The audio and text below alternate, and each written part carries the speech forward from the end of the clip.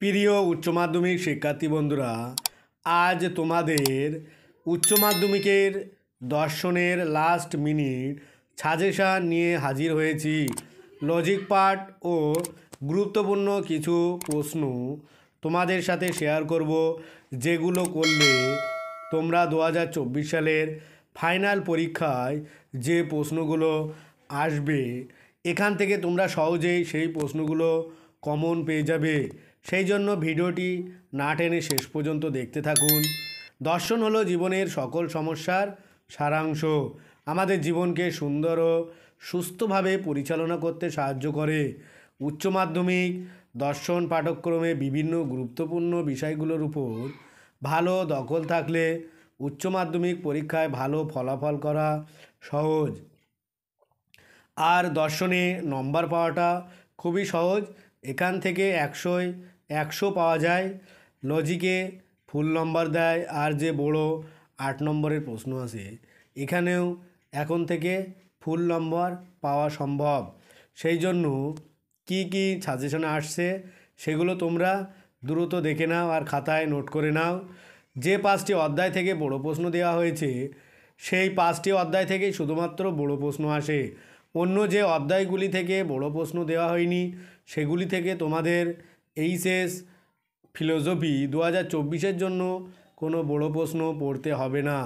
কেবলমাত্র 5টি অধ্যায় তোমাদের বড় কোশ্চেনের জন্য করলেই হয়ে যাচ্ছে। এখান থেকে তোমরা কমন পেয়ে যাবে। প্রথমে আসবো বচন। প্রথম প্রশ্ন, বচন বলতে কী বোঝো? বচন এবং বাক্যের মধ্যে পার্থক্য করো। 2, নিরপেক্ষ বচনের গুণ ও পরিমাণ বলতে কী বোঝো? 3, গুণ ও পরিমাণ অনুসারে বচনের শ্রেণীবিভাগ করো। উদাহরণসহ নিরপেক্ষ ও সাপেক্ষ বচনের মধ্যে পার্থক্য লেখো। বচনের সংযোজকের কাজ কী? এই যে বচন থেকে তোমাদের যে 3টি প্রশ্ন দেওয়া হলো এখান থেকে তোমরা 100% একটা কমন পেয়ে যাবে। আর যে নিচের তর্কবদ্ধ সম্মত কিছু বচনে রূপান্তর করে ব্যাপ্য অব্যাপ্য নির্ণয় করো দেওয়া আছে। এরকম ধরনের লজিক তোমাদের কিছু থাকবে, আমি 4টে দিয়ে এসেছি।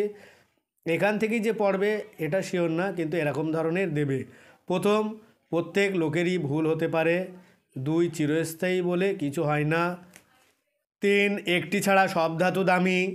4, কিছু ধারণা সহজাত নয়।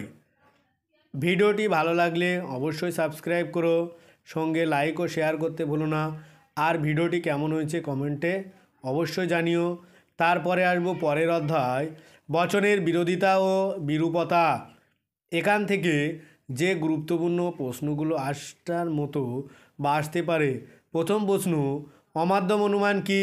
দৃষ্টান্ত সহকারে মাধ্যম এবং অমাধ্যম অনুমানের মধ্যে পার্থক্য ব্যাখ্যা করো। 2, নিষেধমূলক আবর্তন বলতে কী বোঝো? এই আবর্তনকে কি বৈধ? এই যে দুটো প্রশ্ন এখান থেকে দেওয়া হলো, এই দুটো ভীষণ ইম্পর্টেন্ট।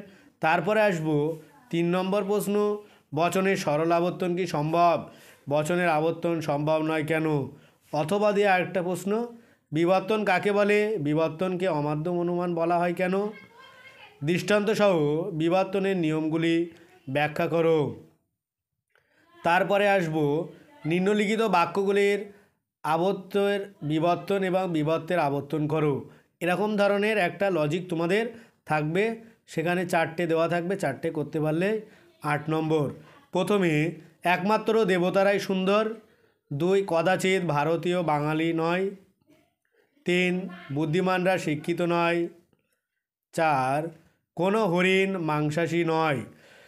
আর ভিডিওটি কেমন হয়েছে সেটা অবশ্যই জানিও কমেন্টে। আর যদি নতুন কোনো ভিডিওর প্রয়োজন হয় তাহলেও কমেন্টে জানাতে ভুলবে না। তারপরে আসবো পরের অধ্যায়, নিরপেক্ষ ন্যায়। এখান থেকে প্রথমে দেওয়া আছে টিকা লেখো। 1, নিরপেক্ষ ন্যায়ের সংস্থান। 2, অবৈধ সাধ্য দোষ। 3, চতুষ্পদ ঘটিত দোষ। 4, নঙাত্মক আশ্রয় বাক্যজনিত দোষ। 5, নিরপেক্ষ ন্যায়ের সাধ্যপদ, পক্ষপদ ও হেতুপদের কাজ। তারপরে আসবো লজিক পার্ট থেকে এই ধরনের প্রশ্ন থাকতে পারে। লজিক পার্ট আর সাধারণ পার্ট এই দুটি পাঠের মধ্যে থেকে যে কোনো একটি পাঠের প্রশ্নের উত্তর করতে হবে। তোমাদের পছন্দ মতো যে কোনো একটি পাঠের প্রশ্নের উত্তর দিলে হবে। নিম্নলিখিত যুক্তিগুলিকে আদর্শ আকারে পরিণত করে তাদের মূর্তি ও সংস্থান উল্লেখ করো। প্রত্যেকটির বৈধতা বিচার করো। 1. চন্দ্র পৃথিবীর চারিদিকে ঘোরে, পৃথিবী সূর্যের চারিদিকে ঘোরে, অতএব চন্দ্র সূর্যের চারিদিকে ঘোরে। তারপরে আসবো মিলের পরীক্ষামূলক পদ্ধতি। এখান থেকে যে গুরুত্বপূর্ণ প্রশ্নগুলো দেওয়া হলো, এখান থেকে এগুলো করলেই তোমরা 100% কমন পেয়ে যাবে। 1. মিলের অন্বয়ী পদ্ধতি ও ব্যতিরেকী পদ্ধতি আলোচনা করো। 2. মিলের সহপরিবর্তন পদ্ধতি আলোচনা করো। সংজ্ঞা, আকার, দৃষ্টান্ত, সুবিধা দুটো আর অসুবিধা দুটো। এই যে মিলের অন্বয়ী পদ্ধতি আর সহপরিবর্তন, এখান থেকে তোমরা একটা 100% কমন পেয়ে যাবে। আর লজিক পার্ট থেকে একটা দিলাম, মশার কামড় ম্যালেরিয়ার কারণ, কেননা যাদেরই ম্যালেরিয়া হয়েছে তাদেরই মশা কামড়েছে। প্রদত্ত দৃষ্টান্তে মিলের কোন পদ্ধতি অনুসরণ করা হয়েছে, পদ্ধতিটি ব্যাখ্যা করো। চিহ্নিতকরণ, সংজ্ঞা, আকার, দুটো সুবিধা ও দুটি অসুবিধা উল্লেখ করো। এরপরে আসবো পরের অধ্যায়, আরও মূলক দোষ। টিকা লেখো। 1. আবশ্যিক সত্যকে সম্পূর্ণ কারণ হিসাবে গণ্য করা জনিত দোষ। 2. অবৈধ সামান্যীকরণ দোষ। 3. কাকতালীয় দোষ। 4. অপর্যবেক্ষণ দোষ। এই যে টিকাগুলো দেওয়া হলো, এখান থেকে তোমরা 100% দুটো কমন পেয়ে যাবে, 4 আর 4 8।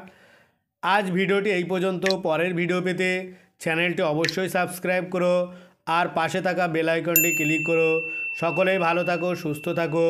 ভিডিওটা শেষ পর্যন্ত দেখার জন্য সবাইকে অনেক অনেক অভিনন্দন।